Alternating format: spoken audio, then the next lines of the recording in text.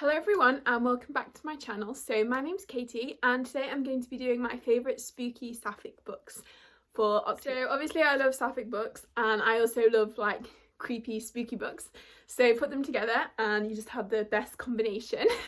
So yeah, I'm just going to be doing a few of my favourites for this video and also a couple that I'm really interested in and want to read soon. So let's just get started. So the first one we have is The Dark Tide by Alicia Janiska. And this one was gifted to me by the lovely Nicole from Nicole and Her Books. So I will leave her channel link down below because she's amazing and you should check her out. And this one is just like the perfect book for October. It's kind of, it just has such like dark, spooky vibes. And so we're following Lena, she lives in this village, and every year in the village a boy gets taken away by the Witch Queen to kind of be sacrificed to this tide, which the tide is like evil. Well, it's the dark tide, so they get quenched. Is quenched the right word, or is that a terrible pun? But yeah, so the dark tide then is satisfied by this sacrifice and doesn't flood the like village. Then one time, and then there's this festival every year where the boy gets like chosen. So Luna goes to this festival with her crush, and then the boy, so he gets chosen by the Witch Queen. So then Lena goes to the palace, the Witch Queen's palace, to try and save the boy. But then she kind of offers herself in place of the boy. And so her and the Witch Queen sort of have this thing going on, and just the kind of like banter between them is really good. And just the whole like, I feel like not a lot happens in terms of plot, but just the like atmosphere and this like dark sea, and it just, the whole thing is just so kind of, don't read this book for the plot, but like the characters and the atmosphere, they're just so like stunning, and you just really feel that kind of like the vibes. I don't know how to say it otherwise, but yeah. And Eva and Lena are really great as well. So Eva's the Witch Queen, and they're just whole dynamic, it's just so good, and I just feel like it's a really great read, especially for October. So the next we have Gideon the Ninth and Harry the Ninth. So these two are just so fun.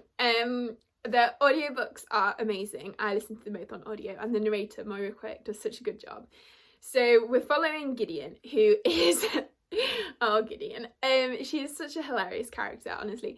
So at the start of the book, she is living in the 9th house, and she's very much like, she's kind of raised as an orphan, and she's sort of there in the house, but she feels like she doesn't really fit in.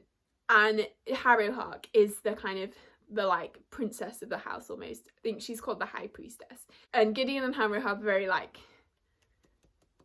what's the word, like kind of, they bash against each other a lot. They're like out to get each other. Well, Gideon thinks Harrow is constantly trying to kill Gideon, or is out to get Gideon, and their just interactions are so funny.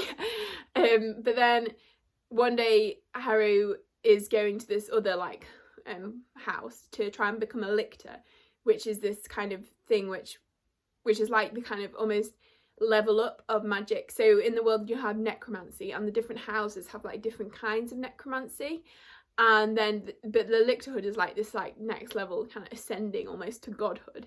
So Harrow's trying to achieve this, but she needs a bodyguard, and so when her like the one that's been brought up to be her bodyguard like runs away, so then Gideon has to take on the job, because Gideon's very much like a sword wielder. No, that's not a good word. Gideon's like been trained with swords and she's good at fighting, so she becomes Harrow's bodyguard, and they go to this competition. And then like when they get there, Harrow's like being all mysterious and secretive, and Gideon's just kind of left on her own to like, she's like a big duck in a small pond. Where did that come from?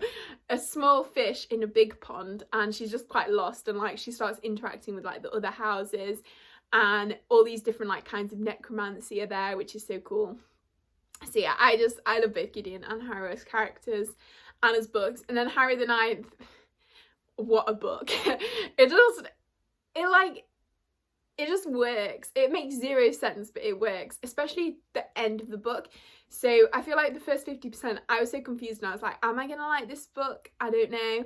But then everything starts coming together, and everything just kind of, I'm not sure everything makes sense, but everything sort of becomes like, it just all fits, and it's just great. It's like amazing. So I can't wait for the next book in the series. But yeah, these books are just perfect for like October, and just the whole like, I don't know, they're kind of, it's like sci-fi space, but it's not, it doesn't feel like space almost. It feels quite like there's like bone magic and like necromancy, and it's just great. So yeah, read them. Then the next book is one I read an arc for recently, and that is Scapegraces. And this one I enjoyed. I don't think it's a new favourite, but I would still recommend it, especially if you're looking for like Sapphic kind of witchy books. So we're following this girl who is she's like in school. It's like a contemporary with magic rather than a fantasy. And so she's in school, and she has these like witchy powers, and so she's sort of an object of like fascination for this like these three like really popular girls. So they kind of take her in and but then they kind of like start their own little coven. And I think one of my favourite things about this one was like the female friendships and the sort of the way they interact with each other, and just the general like witchy, and they go and like play pranks on these like there's these characters who are like, I don't know what to call them, but they're like this family of like very religious people, and they have these like 4 boy children, and the boys are like trying to kill the witches or whatever, and then they start like messing around with them, and it's really like kind of like a feminist book.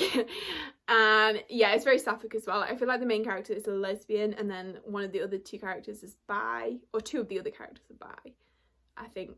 I might be wrong, but anyway. And then yeah, the one, I'm not sure there's a huge amount of plot in this book. It's just these characters like getting up to antics. So if you like kind of like high school drama, witches, I think it's a really solid debut. It's just a really fun kind of ride. So yeah. Okay, then the next one is kind of, I wouldn't say it's spooky, but I feel like it's quite like autumnal. And that is Bloody Rose by Nicholas Eames.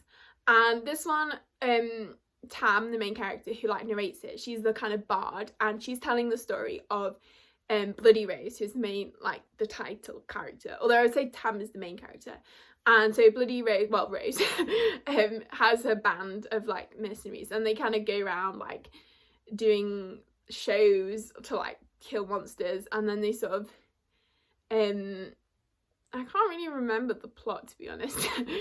I think they end up going to this like war, and yeah, but it's just kind of following this like band around. And then another character, Kira, she has these really cool powers. She has these like tattoos on her back, and then they sort of like can become creatures. I don't know, like I feel like there's an octopus or something that she has.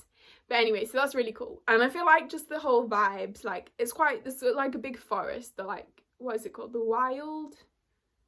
I feel like it's Wild something. But anyway, Heartwild, that's it. So there's a big Heartwild forest.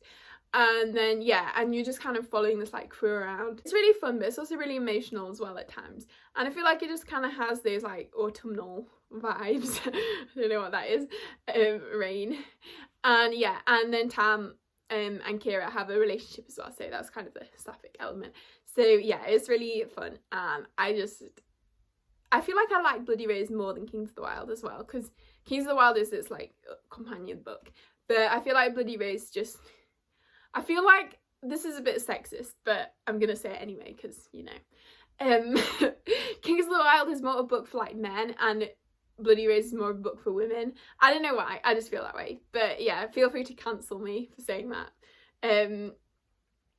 Obviously that's not like, this is a very overarching statement, and not a kind of only people can like this and only people can like this. I just feel like more general vibes. And also reviews that I've seen, I feel like generally people who like Bloody Rose more are women, and then vice versa. So yeah. So then next we have another kind of very atmospheric book, and that is The Midnight Lie by Marie Rutowski. I think that's how you say it.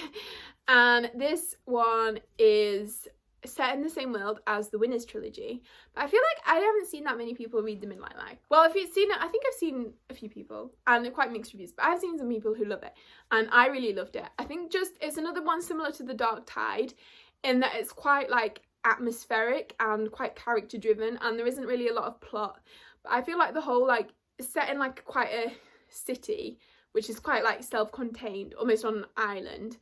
and there's these mysterious like kind of gaudy type, there's a lot of like mystery surrounding the sort of the lore, and we're following these two characters. So the main character, whose name I can't actually remember, I feel like it's Nirim or something very similar. I think it's Nirim, I'm pretty sure it's Nirim. So she is kind of living with like this kind of mother figure. She's not an actual mother, but she's like looking after her, and I think that's an excellent depiction of gaslighting. I feel like that's one of the things the book does really well in that relationship. And then there's this new girl coming into town called Sid, who's kind of this like mysterious, Sid's such a great character, she's like iconic, is like getting into mischief and sort of recruits Nirim to it. And it's just the whole, the magic, it feels very like quite dark and October-y, and I feel like October-y is not even a word, but I'm using it anyway. So yeah, and just the kind of whole like vibes and the like, yeah, I feel like it's a great, if you like character driven books, I feel like you really like this. And the writing is very atmospheric as well. Yeah, the plot's not huge, it kind of just follows the characters, but yeah, so I would highly recommend that one. Very like aesthetic book as well. I don't know if that's even a proper term, but you know. Then next we have Monstrous by Sana Takeda and Majorie Liu. And oh, this is heavy. And this one is a graphic novel, so, and we're following the main girl Maker, who's a half wolf. So in the world there's these Arcanics, and they're sort of they're like half human, half sort of magical creature, and they're kind of looked down upon by the other. It's a very complicated political situation because there's like various different factions, and but yeah, anyway, so Maker is the Arcanic, and then she has this like almost god monster thing inside her, which like comes out sometimes and just like destroys everyone around her. And then at the start of the book she's kind of being sold like as a slave or servant type thing, and then she sort of escapes and then goes on her like adventures, and she befriends this little precious being called Kipper, who I don't know if there's, oh yeah, there she is, I love her. So she's adorable. And then also you have this other, is it Toya, who she's kind of a figure from Maker's past, and she's a very interesting character as well. I feel like you don't find out as much about her until the later volumes, but yeah, so this is really great, and it's very like spooky and like monstery and like the kind of dark tone to it, which I feel like is perfect for like October season. And then also, yeah, it's Sapphic as well.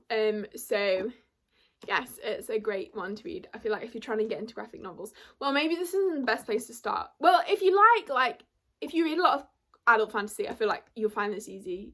Well, not easy, it's still quite complicated. It's not the easiest graphic novel, especially in the first volume, to like follow. But I feel like once you start getting into it and understanding it more, it becomes amazing. So yeah, I would highly recommend this one. Okay, so the next we have a couple of books that I haven't actually read yet, but I feel like when I read them, I'm gonna love them. So one is the Deathless Girls. So I feel like, well, first of all, this cover just like screams like creepy. I don't know, and I feel like this book follows vampires, or I feel like it's the tale of Dracula's wives or something along those lines. And I believe it's Sapphic as well, and it just sounds really good and like atmospheric and creepy. Yeah, it just sounds really like dark and kind of seductive almost, I don't know. Yeah, so I'm just really looking forward to reading this, and I think it'll be great. And then also we have the Reckless Afterlife of Harriet Stoker, which I think is, the main character is Pan, I believe. I've heard that's the main reason I wanted to read this.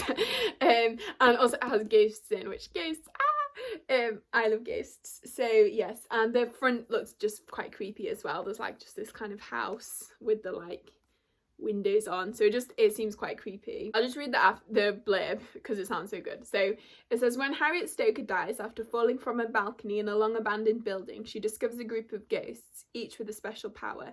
Felix, Casper, what a name for a ghost, Rima and Leah welcome Harriet into their world, eager to make friends with the new arrival after decades alone.